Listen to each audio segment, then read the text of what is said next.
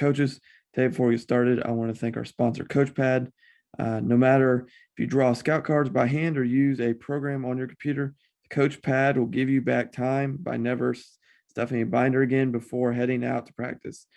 First 13.3-inch electronic device allowing coaches to clearly display scout cards outdoors in the sun has been a game changer for programs this past fall and those currently planning all across the country.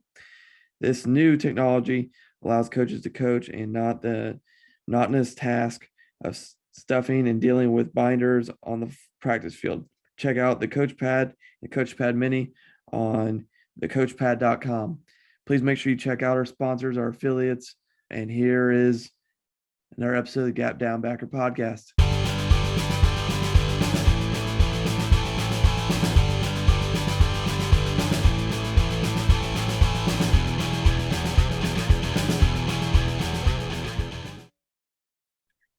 Welcome back to another episode of the Gap Down Backer podcast. This will be the first podcast airing since I've filmed this calendar year since like July, June, somewhere in there. Today we have the head football coach of the 10-1 Xenia Buccaneers, Coach Maurice Harden, or as better I call him, Momo. Coach, how you doing? I'm good, Bandstra. How are you, man? Doing good, brother. Doing good. First, let's start this way. I mean, obviously the season did not end the way you want. I mean, that's no secret. I mean, anytime you don't have a state championship in your hand, it never ends the way you want, if we're honest. But overall, how was the 10-1 season? How'd that go for you? Overall, I think it went really good. Obviously, injuries happen, things happen that don't go your way, so you have to just kind of deal with it and kind of move on and use it as a teachable moment. I think what we did this year and what we tried to focus on was building what I want to say is a championship program. So laying the foundation for us to have success consistently. I always say there's a difference between being a good team and being a program, And for me, our mantra this year was brick by brick. So for me, it was all about laying that foundation and doing all the little things the right way and setting expectations so that we can put ourselves, in an advantageous position to be successful. And I felt like we did that, but it all started with us in the weight room. It all started with our first year having first year really having an off season. That was huge, for me when I got hired the first year. It was about February, middle of March, and you're trying to make drastic changes, not only from a program standpoint, but from a schematic standpoint. And, they were running a triple before I got there. So you take the triple, and the wing T kind of offense, and you try to morph that from a spread, power spread, with RPO, second level, third level reads. That was just a lot for our kids to grasp and understand what that's supposed to look like, how we do things defensively and how we bring pressure from different areas and stuff like that. That was just a different scheme for our kids to learn and know what to do and how to do it effectively. Everybody asks me, what's the difference between year one and year two? And that's pretty much what it was, is our kids understood our scheme better. They understood our expectations better. Practice wasn't new to them. The weight room wasn't new to them. How we ran study tables wasn't new to them. So because of that getting that familiarity with what we do, I felt like that helped breed the success. So you hit it on a little bit right there. It was going to be my next question, year one, year two. I mean, you obviously saw massive growth, both physically, mentally, just overall. Like, I mean, I 7-on-7 you both years, and I saw massively the growth from, especially defensively, where you guys were year one to year two. What after your first season, what when you looked at what your off season had to be to get to this point, what approach did you have to take? What changes did you have to make to help improve and show the growth that you did from year one to year two? I think what we try to do, I think as football coaches, sometimes we make things a lot more complicated than we need to. And I'm a big component of less is more. And, if you can just focus on, a couple of things and get really, really good at a couple of things, and that allows your kids to really focus and play faster. Like I said, in year one, everything was new. So everything was just spanking brand new. The run game concepts and pass game, RPOs, just everything was just so new for all our kids to try to grasp and understand.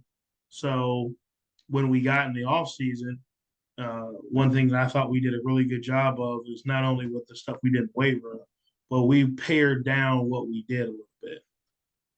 So it wasn't like, from a run game standpoint, you got your gap scheme, your man scheme, you got your pin and pull stuff, you got inside zone, outside, you got all these different idiosyncrasies. We just said, all right, we're going to focus on this, uh, you know, run scheme this week and harp on it, harp on it, harp on it, and learn this and understand this. And I felt like because we did that, our kids did a better job of really understanding where they were supposed to go and what they were supposed to do. So just paring down the information, simplifying it so that the kids understood what to do.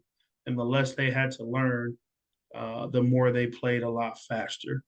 Um, and that's really what happened for us. Like people are like, well, you ran the ball so well. Like, yeah, but if you really knew how many run calls we actually had, you'd be very surprised. Yeah. You know, um, just being honest. So, if you knew how many blitzes or how many stunts, whatever it is, we actually ran, you'd be surprised. We simplified things, didn't give the kids too much, and allowed our kids to just play faster on both sides of the ball. Now, I mean, obviously your specialty is, I mean, the weight room. I mean, you have built at the CTC not just it's not just a weight and strength training, but like an overall physiology and Mm-hmm. um, training program at CTC, and you've carried that over to you have your own strength coach and working with him. And like I said, I thought one of the biggest changes I saw from year one to year two was just the overall physicality and the strength improvement. Do you want to talk a little bit about how, I mean, like, I don't need every detail, but the process of implementing your strength program and developing that weight room culture at Xenia? Yeah. So the weight room is huge for me. Be for a lot of reasons because that kind of sets the tone. I feel like for your team, and there's a direct correlation between the level of work that goes on in that room to what you do out on the field. It has to be essential. I've never been around a football team in my life that has not been able to take the mindset and take the traits that you get and the strength gains that you get from the field and then make it applicable to what they're doing on the field. For me, you know, having my degree in exercise science and then being the strength coach when I came out of high school, one of the things that I learned or the methodology that comes from for me is Westside Barbell. So shouts out to Louis Simmons, rest in peace. I was fortunate enough that I got a chance to work with Chuck Vogel, who is my college football coach, Dave Tanner. That's his brother. So I actually got them to come out to college and actually work with them. And the style of training and the methodology of training for me is where that stems from, as far as my background and understanding of how to work a periodization and how to put together different mesocycles and things of that nature to get us ready to go out and perform. So that's kind of where it comes from. If you know anything about Westside Barbell, those cats is crazy, gritty. It's not a nice gym, very small. And it's all about the work and all about toughness and grit. And that's just kind of the same kind of mindset that we have when we're in the weight room as well. Building that toughness, building that physical and mental toughness, getting our kids to just work and focus on all the little things and do it the right way. Obviously, there are definitely some science behind what we do. We spend a couple of days doing dynamic training, which has to deal with speed of movement. And then we have other days where we work on maximal effort stuff, which has to deal with our recruitment of major muscle groups and working on that kind of stuff. So pairing that together with the proper periodization, proper rest times, proper intervals, changing the different exercises, all the little details and things that we pride ourselves in, and we've been able to have a lot of success in the weight room because of that. Now, I mean, continue there. We talked, me and you talked a lot in the off season last year, and we talked a lot about hiring. When you're looking, I mean, and part of that is, I mean, you made some changes last year, but also, I mean, you had one of your assistants get a head coaching job, and so when you're what is the process for you when you're looking to hire new assistants? I think for me, and this is what I've learned, uh, hiring assistant coaches is less about the resume, more about the fit. I've learned that more than anything. There's a lot of smart football coaches. There's a lot of guys that know um, a lot about, from a schematic standpoint, offense, defense. But if they don't fit your culture, they don't fit your staff dynamic, those things can be very problematic.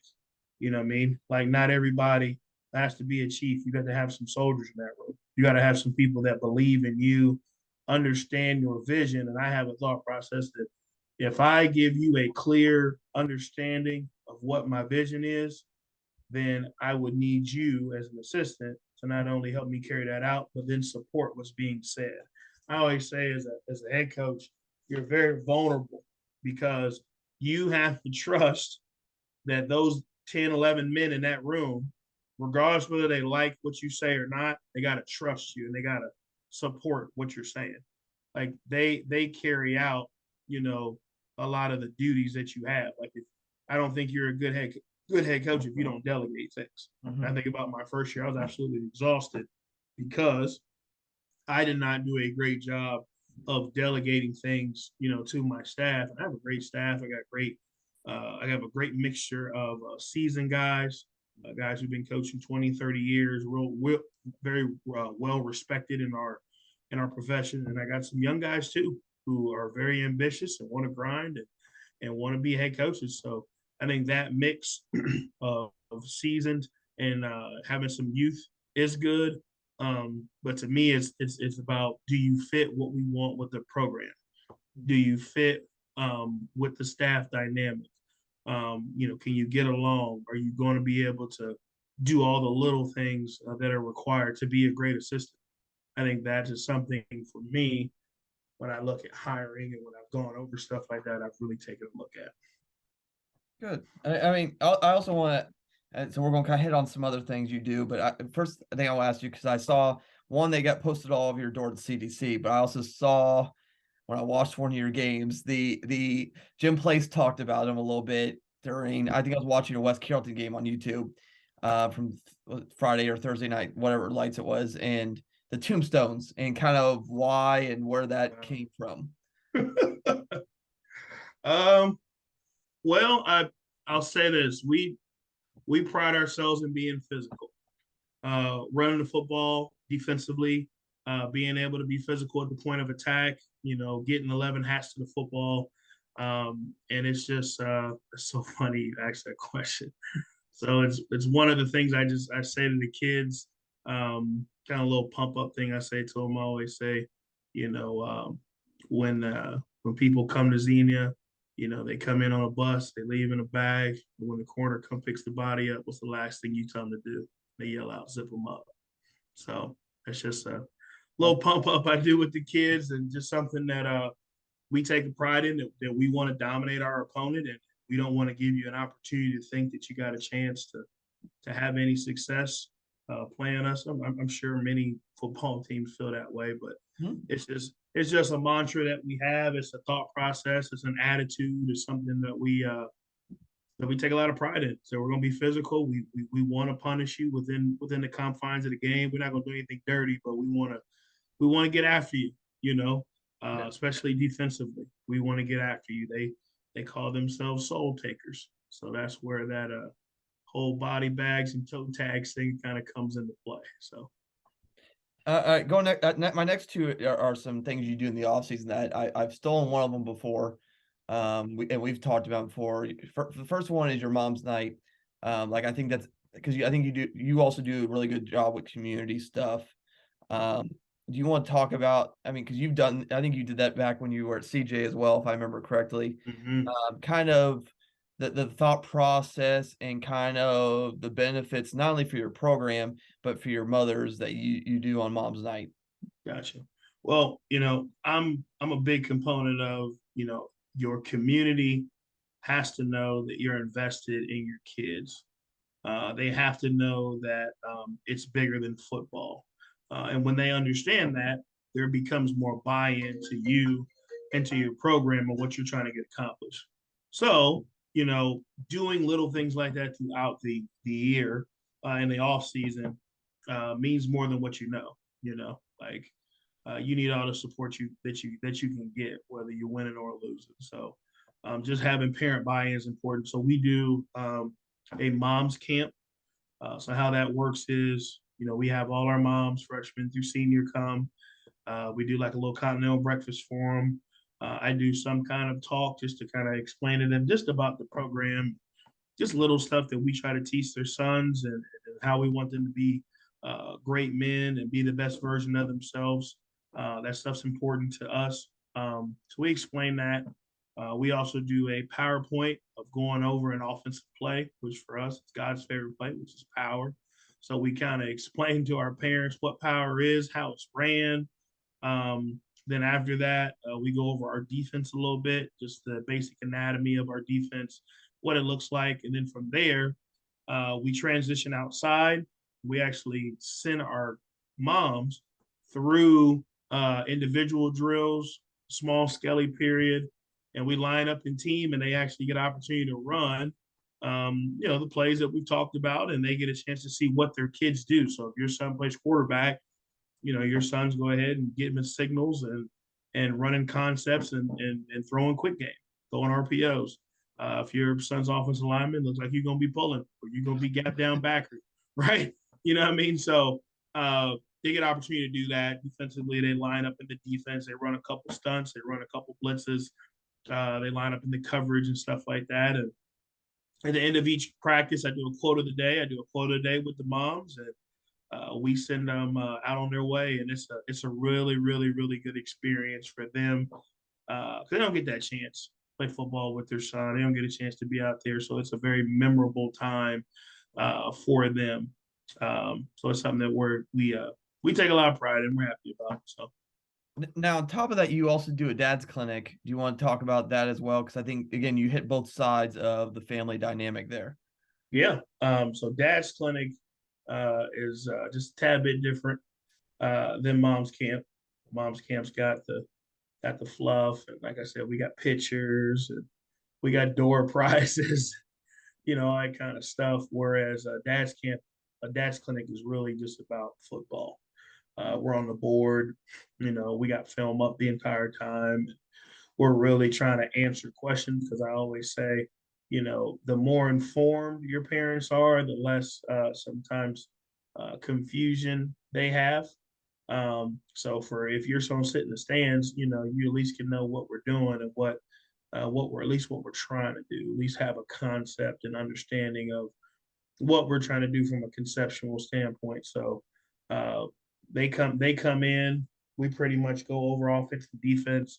We give them an opportunity to ask questions, and that one's always very fun because once they learn what you do and you go over it, they're kind of like, oh, I didn't know that that's what you guys were doing. I didn't know that when you run this play, this is what this means, or this didn't work because of this or that. So the fact that we're able to get them to understand what we're doing helps us and helps them kind of get more on board with the program and get on board with what we're trying to get accomplished.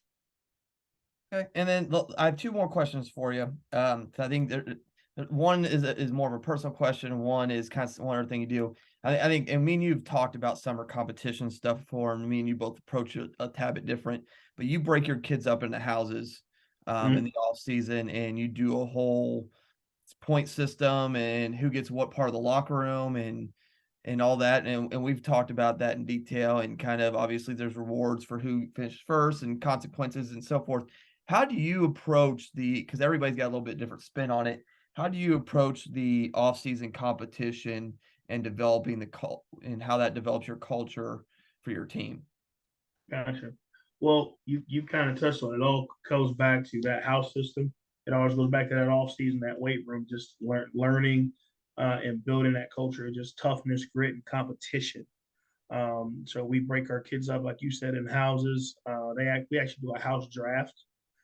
So kids get dressed up. We pick the captains for each house, and then they actually draft them like the NFL draft. We got a little card. We have a commissioner. We got the music in the background. And those kids get picked not because you're a good football player. Those kids get picked based on their grades, their attendance, how much they're in the weight room, their participation at study table. All that kind of stuff plays in the role of getting drafted. Throughout the summer, we are consistently working on competitions, whether it be a physical competition, we're doing like a tug of war, a running competition, agility stuff. Anytime we get an opportunity to compete, we compete. Another thing that we do to try to kind of break up the monotony and kind of transfer that into practice is we do a drill called sudden change. Love sudden change. Sudden change is great. So it could be literally in the middle of practice. Doesn't matter what we're doing. Doesn't matter what we're talking about. You could be in Indy. You could be in team. You could be doing a special team. Doesn't matter. If I blow the whistle and I yell sudden change, it's first team offense versus first team defense. We put the ball wherever. We make a situation, and then you got to go score. And that just breeds competition. That breeds our kids to get excited. Like, hey, it's go time. Ball's down. Defensive coaches are on the sideline. Offensive coaches are on the sideline. I'm the referee during that time. And we go get after it. We go get after it and make it a team versus team kind of deal. And then it allows your kids to see how they respond. Sometimes offense is backed up on R10. We got to go drive 90 yards. Sometimes we're on the positive 10. Going in defense, you got to stop us. Sometimes it's fourth down on the 1 yard line. Sometimes it's, a minute and 15, we're on the 50-yard line with no timeouts. So not only are you breeding competition, but you're also getting your kids prepared for situational football. So that's why I like it. I like it even more. If you're breeding competition, it's something brand new, it's fast. Because think about it. Think of how many games you've been in. You get an interception. Boom. You got to refocus. Your kids got to refocus, go back out there, they got to go play. You just threw a pick or you just fumbled or whatever. Sudden change, defense is back on the field, right? And you got to go out, you got to refocus your mind and get back to lock in and deliver.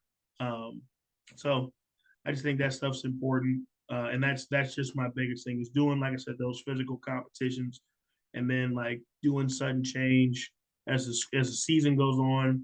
It really ties into their grades, how much you spend in study table, positive reports from teachers, that kind of stuff becomes very, very, very important in terms of the house points. Now, the last question I have for you is, you played for Jim Place. You have a very good relationship with Jim. Obviously, I mean, that's no secret. I mean, you have him speak to your team. I mean, anywhere from 1 to 3 times a year. And then obviously I've interviewed Coach Place on here and done an ad for him because obviously he does some great culture and leadership development through the I believe it's the University of Dayton. He does a lot of good things in our football community as well. I mean, he's still very actively involved in our local association and doing a lot of different things. Do you want to kind of talk about kind of the lessons you've learned from Jim and kind of making sure he's still involved, especially like in your program? Yeah. I'm a little biased, but I'm gonna just say Jim Place is probably the best coach in Southwest Ohio, if not all of Ohio. Coach Place is one of the main reasons why I became a coach. He made such an impact on me as a player and as a person that it made me say to myself, I want to be like that guy. I want to be able to inspire. I want to be able to give kids that positive role model and be able to be there for them so that they have somebody to look up to and do it through this great game, that we get an opportunity to be a part of. The biggest thing that Coach Place taught us is about character. I mean, he has those character cards that he always talks about. We used to fill those out every single week. about our goals. And that's why I feel like I am the way I am now as far as goal setting and being ambitious, because it was ingrained. It was something that was taught to me, to have goals, have small goals each week, work on those things so that you can get to where you want to be and be successful, and to never give up and never make excuses, and stay locked in and focused anytime that you can be. So I owe a lot, and I'm forever indebted to that man. That's why it's so important for me, um, to get him to come back and speak to our team, because I know how much guidance, I know how much wisdom he dropped on me at their age, and how that stuff stayed with me. I always say I wish to my kids I could be like what Coach Place and what Marcus Colvin, my college coach. I want to have the kind of impact that they had on me as a person, um, to the football players that I get opportunity to be in their lives. So Jim Place is great, and I'm fortunate and lucky that I got opportunity to have him in my life, not only as a coach but just as a person. Uh, we lost our playoff game. One of the first phone calls I got was from Coach Place. Just to check on me, to ask me how I was doing. When I first got the job at Xenia, Coach Place called.